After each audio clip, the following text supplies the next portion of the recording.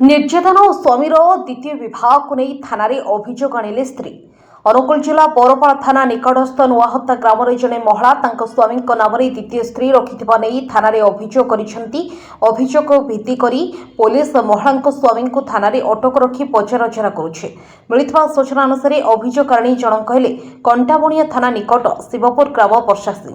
ଅଭିଯୋଗକାରିଣୀଙ୍କ କହିବା ମୁତାବକ ଜୁନ୍ ମାସ 28 ତାରିଖ ସକାଳ 9 ଘଟିକା ସମୟରେ ସ୍ୱାମୀ ବିଭିନ୍ନ ପ୍ରଧାନ କାରଖାନାକୁ ଡ୍ୟୁଟି ଯାଉଛି କହି ଯାଇଥିଲେ, କିନ୍ତୁ ସନ୍ଧ୍ୟା ହୋଇ ଯାଇଥିଲେ ମଧ୍ୟ ଘରକୁ ଫେରି ନଥିଲେ। ସେ ବର୍ଷା ସ୍ୱାମୀଙ୍କୁ ସାଙ୍ଗସାଥୀ ଓ ବନ୍ଧୁବାନ୍ଧବଙ୍କ ଘରେ ଖୋଜାଖୋଜି କରି ନ ପାରିବାରୁ ବର୍ଷା ସ୍ୱାମୀଙ୍କୁ ସାଙ୍ଗସାଥୀ ଓ ବନ୍ଧୁବାନ୍ଧବଙ୍କ ଘରେ ଖୋଜାଖୋଜି କରି ନ ପାଇବାରୁ ଶେଷରେ ନିରୁପାୟ ହୋଇ ଥାନାରେ ନିଖୋଜ ହୋଇଥିବା ନେଇ ଲିଖିତ ଅଭିଯୋଗ କରିଥିଲେ।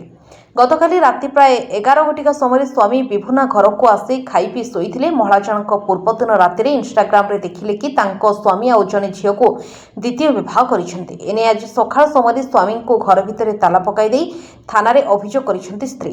ପରେ ପୋଲିସ ମହିଳାଙ୍କ ସ୍ୱାମୀଙ୍କୁ ଥାନାରେ ଅଟକ ରଖି ପଚରାଉଚରା କରୁଛି। ମହିଳା ଜଣଙ୍କ 9 ବର୍ଷ ହେଲା ଭଲ ପାଇ ଅନୁଗୁଳ ଜଗନ୍ନାଥ ମନ୍ଦିରରେ ବିବାହ କରିଥିଲେ। ତାଙ୍କର 5 ବର୍ଷର ଗୋଟିଏ ଝିଅ ଅଛି। ମହିଳା ଜଣଙ୍କ କିପରି ଭାବରେ ଚଳିପାରିବେ ସେ ନେଇ ଥାନାରେ ଅଭିଯୋଗ କରିଛନ୍ତି। Bureau report, Odisha 24 news.